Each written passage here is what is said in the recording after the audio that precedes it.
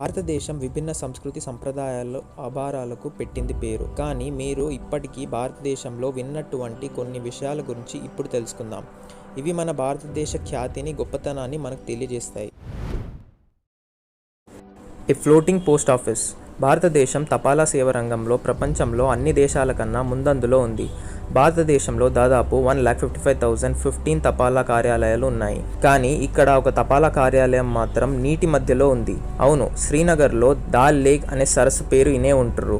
ఆ సరస్సు మధ్యలో ఒక తపాలా కార్యాలయం ఉంది. ఇది 2011లో ప్రారంభించారు. ఇది దాదాపు 7,175 మంది ప్రజలకు తన వంతు సేవలను అందిస్తుంది. Kumbh Mela gathering visible from space. భారతదేశంలో పండుగలకు, దేవాలయాలకు ప్రసిద్ధి కుంభమేళా.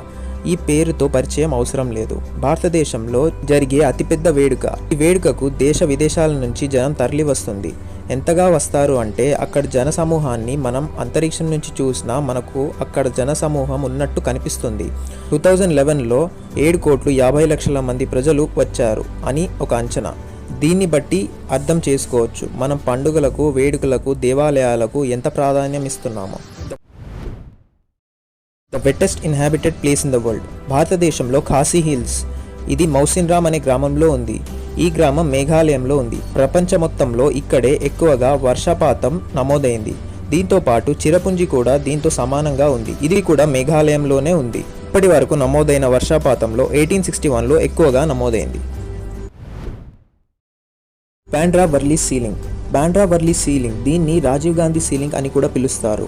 ఈ బ్రిడ్జ్ బాండ్రా ఇంకా వర్లీ అనే ప్రదేశాల మధ్యలో ఉంది.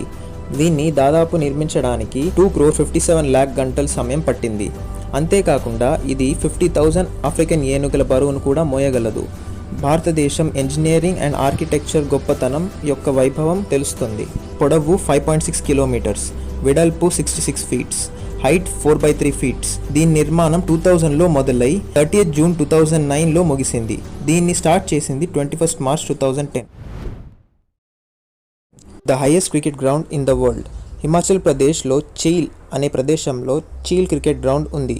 ఇది సముద్ర తట్టానికి 2,444 మీటర్ల ఎత్తులో ఉంది. 1893లో దీని నిర్మాణం జరిగింది. అంతేకాకుండా ఇది చీల్ మిలిటరీ స్కూల్లో ఒక భాగం.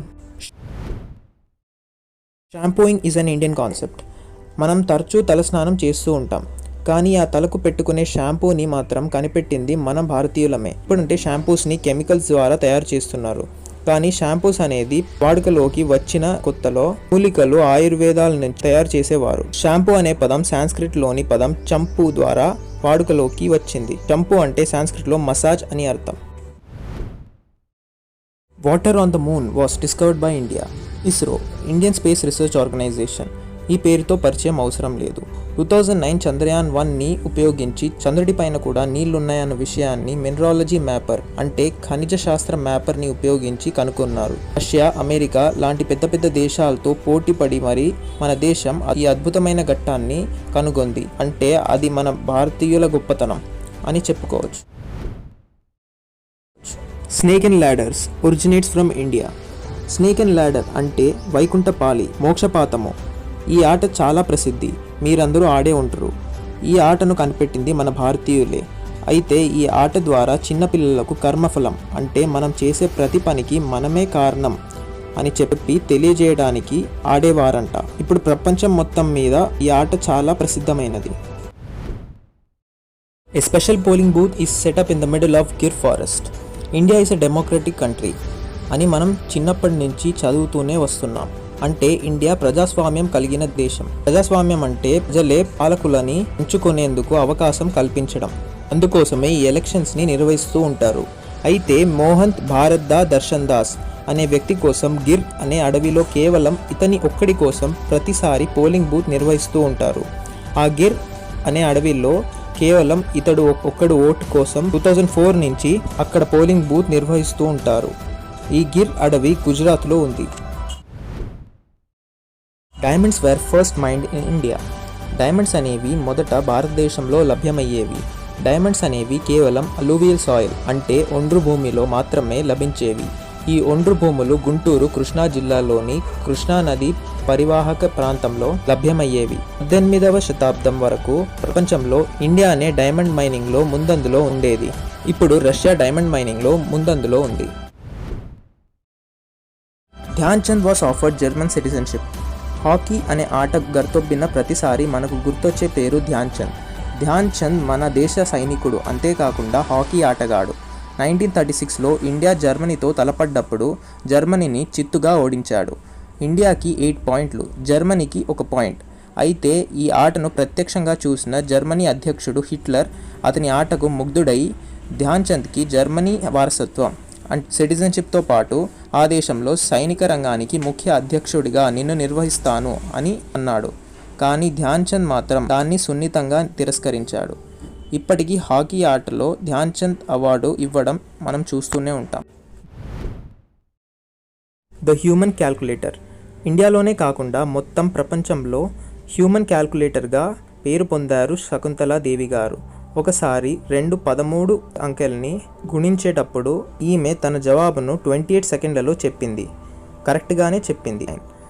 అప్పటి నుంచి ఈమెను హ్యూమన్ క్యాల్కులేటర్ అని పిలవటం మొదలుపెట్టారు. The world's largest producer of milk. పాల ఉత్పాదనలో భారతదేశం ముందందులో ఉంది. 2014లో 132.4 మిలియన్ టన్స్ పాల ఉత్పాదన జరిగింది. ఇండియా తరువాత యూరోపియన్ కంట్రీస్ ఉన్నాయి.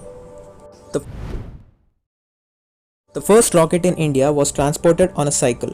మొదటిసారి అంటే 1963లో రాకెట్ని లాంచ్ చేసేటప్పుడు దాన్ని సైకిల్ మీద తుంబా లాంచింగ్ స్టేషన్కి తీసుకువెళ్లారు. దాని తరువాత కొంతకాలానికి రాకెట్ యొక్క సైజ్ ఇంకా వెయిట్ ఎక్కువ అవడంతో దాన్ని ఎద్దుల బండి మీద తరలించారు. ఆ తర్వాత 12 సంవత్సరాల తర్వాత 350 రాకెట్లని లాంచ్ చేశారు. Havells is purely an Indian brand and is named after it's first owner. కేవలం 10 లక్షల రూపాయలతో మొదలై ఆ తర్వాత కొన్ని వేల కోట్ల విలువ కలిగిన ఎలక్ట్రికల్ మ్యానుఫ్యాక్చరింగ్ కంపెనీగా మారిన కంపెనీ హ్యావెల్స్. ఇది ఇండియన్ కంపెనీ మరియు ఇప్పటికీ దాని అసలు యజమాని పేరు పెట్టబడింది. ఆ పేరు Haveli Ram Gupta. That's all for today's video. ఈ వీడియోలో మీకు నచ్చిన ఫ్యాక్ట్ని కామెంట్ చేయండి. ఈ వీడియోని లైక్ చేయండి, షేర్ చేయండి. మరిన్ని ఫ్యాక్ట్స్, ఇంట్రెస్టింగ్ టాపిక్స్ మీద వీడియోస్ కోసం మా ఛానల్ని సబ్స్క్రైబ్ చేయండి. ఆ బెల్ ఐకాన్ ప్రెస్ చేయండి.